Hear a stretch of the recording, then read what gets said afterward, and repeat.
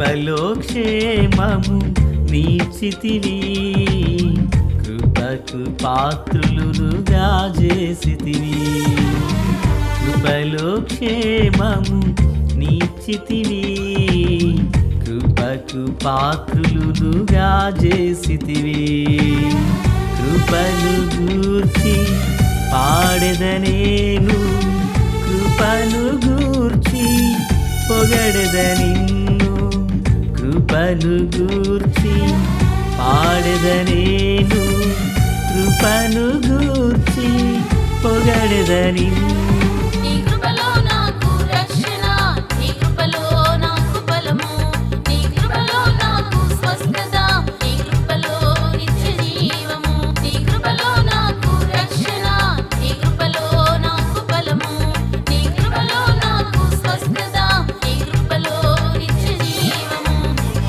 కృపలో క్షేమము నీచితివి, కృపకు పాత్రులుగా చేసితివి. ప్రభు అయినటువంటి యేసుక్రీస్తు వారి పరిశుద్ధమైన నామంలో తండ్రి అయిన దేవాది దేవునికి నిత్యము స్తుతియు స్తోత్రములు, మహిమయు ఘనతయు ప్రభావములు యుగయుగములు ప్రభునకే చెల్లునుగాక. ప్రియులారా, బాగున్నారు కదా?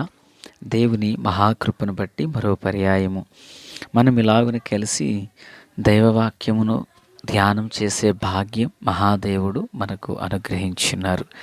దయగలిగిన ఆయన ఆత్మచేత సమభూమి గల దేశమున ప్రభువు మనలందరినీ నడిపించునుగాక.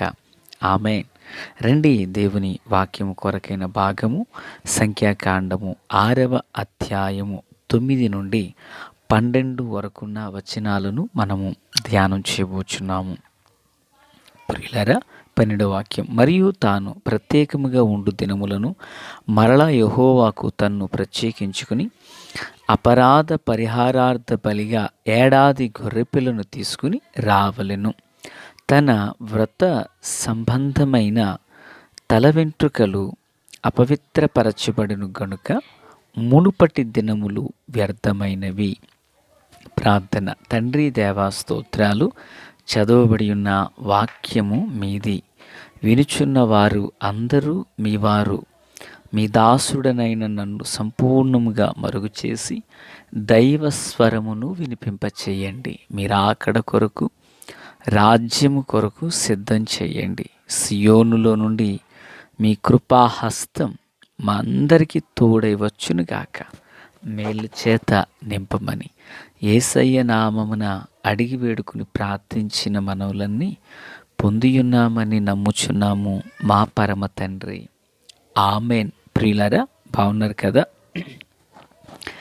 ఈ చదివిన వాక్య భాగంలో ఒక వ్యక్తి నాజీ వ్రతాన్ని కలిగి ఉన్నప్పుడు, ఒకవేళ అతడి యొద్ద ఒక మనిషి చనిపోయి తన యొద్ద పడిన ఎడల ఈ నాజీ వ్రతం కలిగిన వ్యక్తి అపవిత్రుడవుచున్నాడు. 9వ వాక్యం.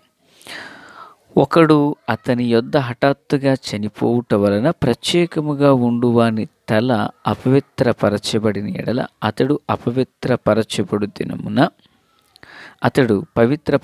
దినమున అనగా 7వ దినమున తన తల గురిగించుకొనవలెను.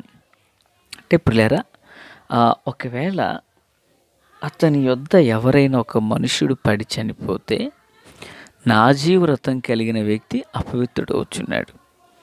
ఈ అపవిత్రుడైన వాడు మరలా పవిత్రుడు కావాలంటే 7వ దినాన యాజకుని యొద్దకు అతడు రావలెను.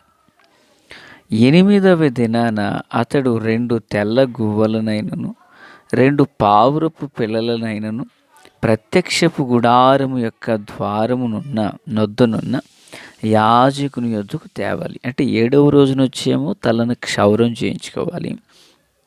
8వ రోజున వచ్చి యాజకుని దగ్గర 2 పావురపు పిల్లలను తెచ్చి ఆ యాజకునికి ఇచ్చి, ఒకటి పాప పరిహారార్థ బలి నిమిత్తమును, 2వది దహన బలి నిమిత్తమును అతడు ఈ నాజీ వ్రతం కలిగిన వ్యక్తి నిమిత్తమై దైవ యాజకుడు ప్రాయశ్చిత్తం చేస్తున్నారు.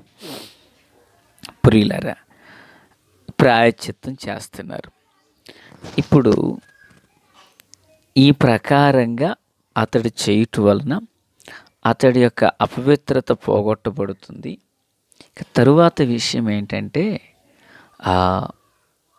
ఇతడు అంతకు మునుపు చేసినటువంటి నాజీ వ్రతపు యొక్క దినములు అవి పరిగణలోనికి రావు.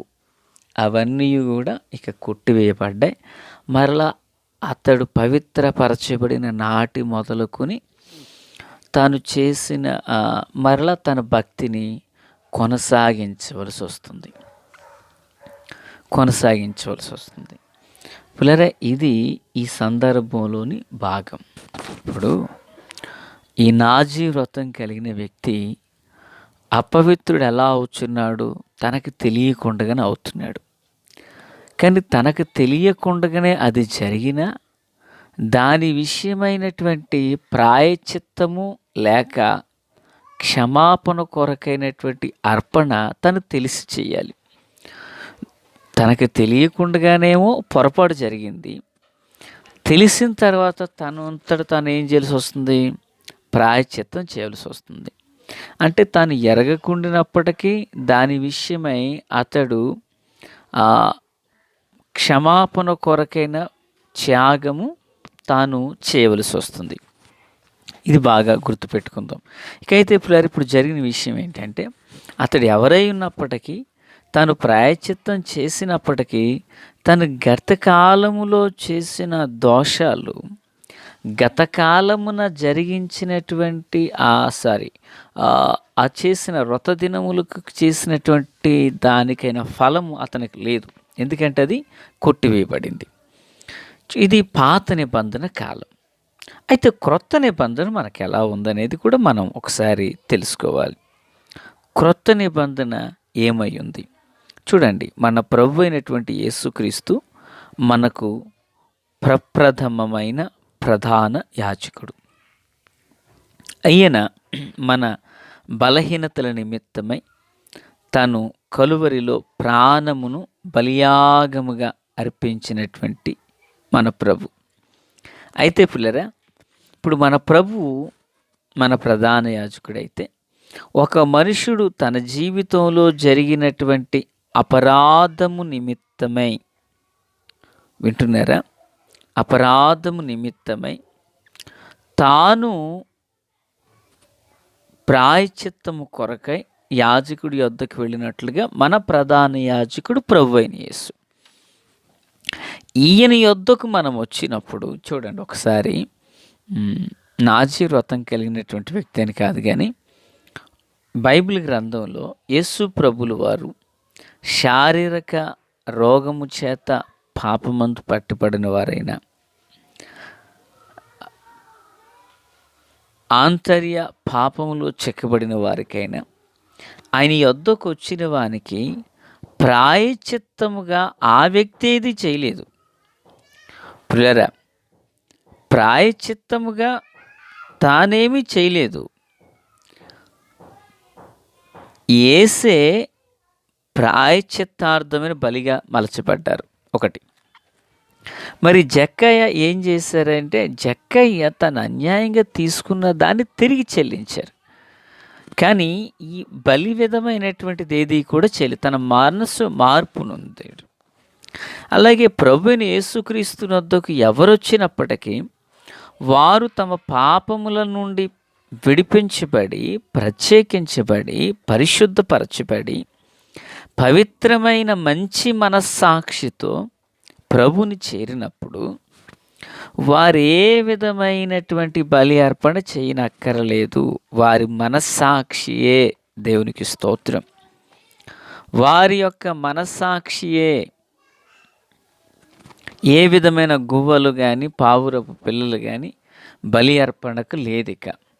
యేసే కలువరిలో బలియాగమయ్యారు. ఇక ఎవరై ఉన్నప్పటికీ వారు ప్రభువైన యేసుక్రీస్తునందు విశ్వాసముంచి తమ పాపములను ఒప్పుకొని మనస్సు మారి నూతన పరచబడితే వారు దేవుని పిల్లలగుటకు దేవుడే వారికి అధికారమును దయచేసి ఉన్నాడు. దేవునికి స్తోత్రం. కనుక దైవజనుడైన పౌలు గారు ఏమంటారంటే, సజీవ యాగముగా మీ శరీరములను ఆయనకు సమర్పించుకోండి అంటున్నారు. దేవునికి స్తోత్రం. కనుక ఆత్మీయులారా, క్రీస్తునందు నాకు అత్యంత సన్నిహితులారా, జీవము కలిగిన దేవుని పిల్లలుగా మన పక్షమున యాజకత్వము చేసి పరిహారమును చెల్లించిన ప్రభు మనకున్నారు. ఆ ప్రభు యొద్దకు మనం వచ్చినప్పుడు ఆ ప్రభువు మన ప్రతి అపరాధము నుండి మనల్ని విడిపించి పవిత్రులుగా చేయుటకు ఆయన సామర్థ్యము కలిగిన ప్రభువునై ఉన్నారు. దేవునికి స్తోత్రం.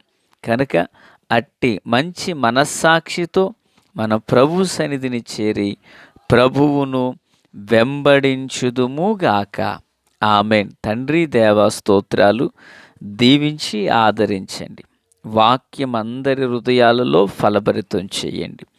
క్రీస్తు యేసునందైన కృపా మహదైశ్వర్యంలో ప్రతి అక్కరత అవసరాలన్నీ తీర్చండి.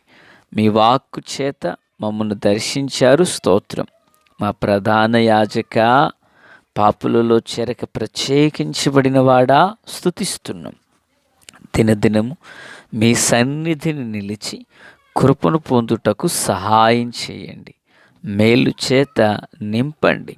మీ దీవెన ఆశీర్వాదం సమృద్ధిగా దయచేయమని మహిమ పొంది రేపటి పునరుత్థాన ఆరాధనకై నన్ను మమ్మల్ని అందరినీ సిద్ధం చేయండి. యేసునామమున ఆమేన్. Praise the lord.